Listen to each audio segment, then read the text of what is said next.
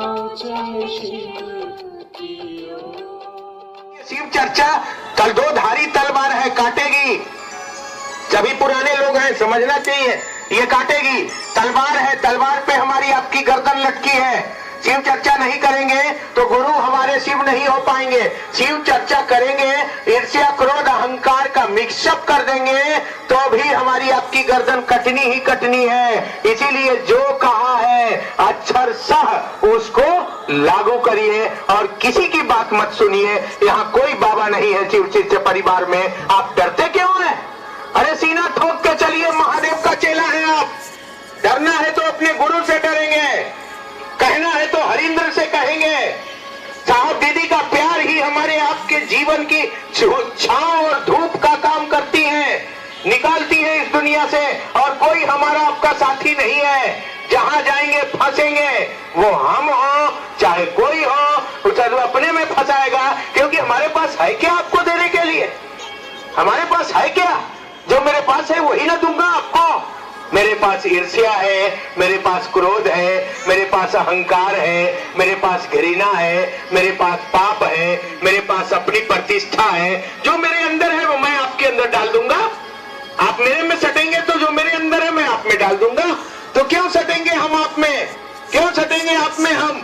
हाँ, एक रिश्ता है, भाई है, बहन है, प्रणाम करेंगे, चलेंगे, लेकिन मेरे गुरु महादेव हैं और जो गुरु ने कहा है वही करेंगे, उसके सिवा कुछ नहीं करेंगे। यह संकल्प लेकर जाएं, होगी रोशनी एक दिन। शिष्यता के चिरागों को जलाए रखना, शिव ही गुरु है, इन फिजाओं को बताए रखना। महादेव की दया इस दुनिया को महादेव की दया से भाव विभोर कर जाएगी। हमारी दुनिया संवरेगी और लोगों की दुनिया संवर जाएगी। ये महादेव की बहती हुई धारा है, इस गंगा में डुबकी लगाना है। ऐसी सवेरा हो चलिए। तो एक line, only one single line Mahadev ने कहा है। हरिंद्र को देखिए, और मैंने बैठ के देखा है, वहां बामा खेपा आते हैं, कन्हप्पा आते हैं, कमलाकांत आते हैं। एक दिन साहब के पूजा घर में, देवघर में जब वो रहते थे, पूजा घर में भस्म रखा हुआ था, तकरीबन 20 किलो भस्म, जो हवन वगैरह होता है, भस्म रखा हुआ था। एकाएक टीना उठा, धड़ाम धड़ाम धड़ाम सारा भस्म गिर गया। हम दौड़े, अंधा आदमी, कौन पटकारे कौन पटकारे। साहब डांट के बैठा रही, बैठ गए, हमें नहीं सूझ रहा था। जब भस्म गिर गया, साहब मुस्कुरा रहे हैं, टीना पटक दिया गया, तब वो कह रहे हैं जाओ बटोर के उठा के रख दो। बड़ा दिक्कत हुआ, जब आदमी ये डांट रहे हैं हम ही को, हम जा रहे हैं रखने तो आप डांट रहे हैं। उन्होंने कहा आए थे बाबा गोरखनाथ और उनको भस्म स्नान करने की इच्छा थी, इसीलिए कहा हरिंद्र तुम्हारे पास जो भस्म है उसी के अलावा इस धरती पर कोई ऐसा भस्म नहीं है जिससे मैं स्नान करूं और तृप्त हो जाऊं। आप भी कोई गुरु बहन भाई शिव कार्य मन से करते हैं, अगर प्रेत छू लेता है, अगर गलत चीजें छू लेती है, तो साहब हरिंद्र आपको इतनी सी भस्म भेजते हैं और आपकी दुनिया समझ जाती है। उस सारे भस्म से स्नान कर गए बाबा। मैं गोरखनाथ अंत में उठा के रखना पड़ा।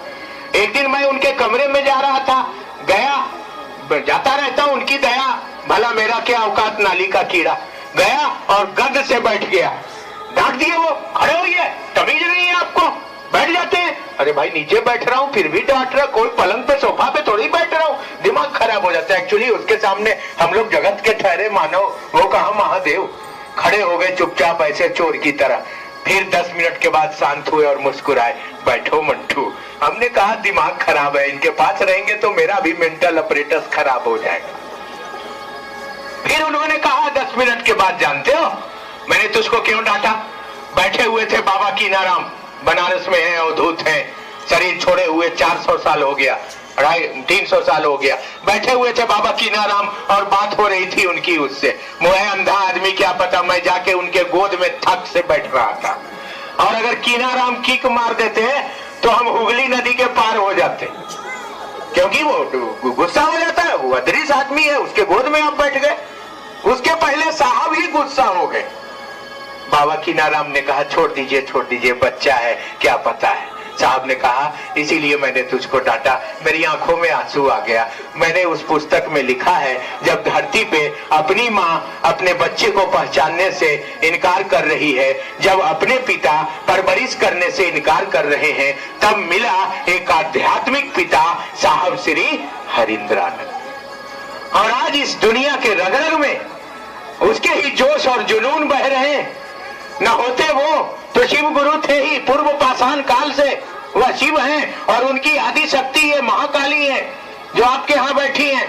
यही शिव और शक्ति के सिवा इस दुनिया में कुछ नहीं है, कहीं कुछ नहीं है। वह शिव और शक्ति के ही संजोग से ये सृष्टि चलती है। वो परमात्मा है, निराकार है और उसकी शक्तियां निराकार हैं। जब वो सृष्टि किया है जगत तो काल के नियंत्रण में सृष्टि है। इस काल के देवी को काली कहा जाता है। काली का मतलब काला होना नहीं, काली कलूटी होना नहीं, काली का मतलब काल की नियंत्रक, जो जिसके नियंत्रण में काल है, पूरा समय जिसके नियंत्रण में है उसे काली कहा जाता है। और वह काली जिसके नियंत्रण में है उसे महाकाल कहा जाता है। यही महाकाल और महाकाली आप देखते हैं, इनकी जिह्वा निकली हुई है, विभत्स रूप है, पोशाक भी शरीर में नहीं है, नरमुंडों का हार है, हाथ में एक कटार है, नरमुंड है, खून है, कटोरा है। देख के डर लगता है कि बाप रे बाप, कौन इनके पास जाएगा, कौन इनके पास जाएगा। जानते हैं क्यों? इसलिए कि कोई माँ काली के पास जाए ही नहीं। साहब ने हकीकत बताया कि महाकाली बाहर से देखने में जितना रुद्र है, अंदर से उतना ही नरम है। जितना जल्दी माँ काली के रूप में प्रसन्न होती है, उतना जल्दी ये किसी भी स्वरूप में अपने भक्तों के ऊपर प्रसन्न नहीं होती है। इसीलिए कि कोई सटे नहीं। बाप रे बाप, इतना लंबा जी, बाप रे बाप, भगाओ भगाओ, ये फोटो मत रखो घर में, बाप रे बाप, हटाओ हटाओ। मगर वह महाकाली सबसे ज्यादा नम्र है, सबसे ज्यादा विनम्र है, सबसे ज्यादा अपने बच्चों का ख्याल करती है और शिव शिष्यों और शिष्याओं का तो बहुत ज्यादा ख्याल करती है। कई बार साहब ने कहा जाओ माँ काली से बोलो, जाओ माँ काली के पास जाओ। साहब कहा करते हैं कि 4 महानगर में मुझको कोलकाता सबसे अच्छा लगता है। यहाँ वो इंप्रेशन में बराबर आते जाते रहते हैं, आप भी देख सकते हैं। आप भी अपने रात में सोते वक्त जो ईमानदारी से महादेव का काम करती है, करता है, वो अपने मन में ये भाव रखे और कह दे कि साहब मेरे गरीब घर नहीं आओगे, मैं तेरे लिए मरती हूँ, मर जाऊंगी साहब, लेकिन तू नहीं भी आओगे तो भी तुझको नहीं छोड़ूंगी। आते हैं वो। कितने गुरु बहनों ने कहा है साहब आए और पानी मांगने लगे मेरे घर में। मैंने कहा जी बोतल तो नहीं है। बोला अरे चापाकल का पानी पिला दे। कहते कहते वो बहन रो गई और साहब को मैंने चापाकल का पानी पिलाया भैया रात में, और 1 गिलास पानी पी के वो चले गए मेरे घर से। तो सच्चा हृदय रखना, सच्चा भाव रखना, 1 ही घंटा महादेव का काम करना, लेकिन मन से करना।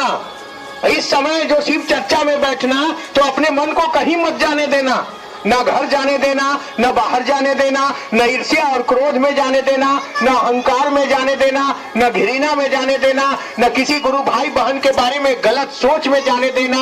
अरे भाई वह मुख संवाद सुनता है, मन की बात सुनता है।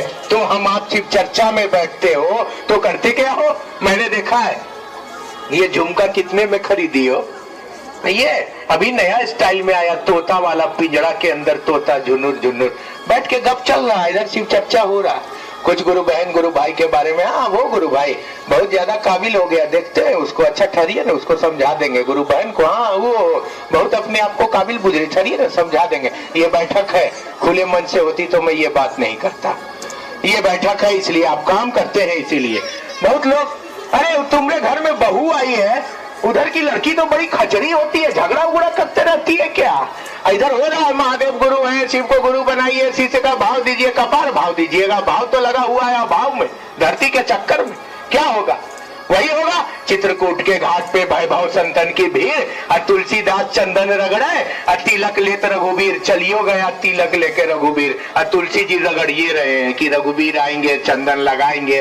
वो तो एगो तीसरा गया कहने की अजय क्या कर रहे हैं? बोला अरे यार राम आएंगे, कहा राम आएंगे, कब का लेके चला गया तिलक, तेरे को पता चलता है क्या? वही हाल हो जाएगा हमारा आपका। इसलिए जब तक शिव चर्चा में रहिए, मन में महादेव को रखिए, जैसा आपका महादेव मैं नहीं जानता, डमरू वाला, त्रिशूल वाला, बाघ वाला, जट्टा वाला, नाग वाला, त्रिशूल वाला, बसहा वाला, शिवलिंग वाला या निराकार आसमान वाला। हे महादेव मुझको तार दो न महादेव, हे महादेव मेरे पापी को उबार दो न महादेव, हे महादेव भवसागर पार दो न महादेव, हे महादेव मुझ पर भी थोड़ी दया कर दीजिए न महादेव। ये मुक्त संवाद गिड़गिड़ा रहा है मन, मुक्त संवाद जा रहा है आसमान में, क्योंकि वो मन की बोली सुनेगा, मुंह की बोली वो नहीं सुनते, मन की बोली सुनते हैं। तो ये मुक्त संवाद जो जा रहा है, कोई गुरु बहन गिड़गिड़ा रही है, कोई गुरु भाई गिड़गिड़ा रहा है, उसी के रिटर्निंग पर क्रिया के विपरीत प्रतिक्रिया होती है, उसी के रिटर्निंग पर महादेव की दया हमारे आपके जीवन में आती है। यह रहस्य है जिसको हम आप नहीं कर पा रहे हैं। बैठते तो जरूर है, शिव चर्चा में आते तो जरूर है, कभी ठंडा लगता है, कभी गर्मी लगता है। 4 दिन से मैं नहीं सोया हूँ, रात में भी ऐसी गाड़ी में आया हूँ कि कम्बल टूट गया, उठा उठा के फेंक रहा था ससुरा। क्या करें, आना था, 3-4 जगह कार्यक्रम है, माए बहन छोड़ेगी तो नहीं, महादेव का काम है, और क्यों छोड़े, मर भी जाऊं तो क्या गम है। अरे मरना तो यहाँ है, ये महादेव का चिराग जल जाए, रोशन हो जाए, ये इलाका शिवमय हो जाए, दुनिया महादेव की दया हो जाए, ऐसी स्थिति हो जाए तो क्या। अरे शिष्या न समझ, शिष्या न समझ कोई बात नहीं, महादेव तेरे काम तो आने दे।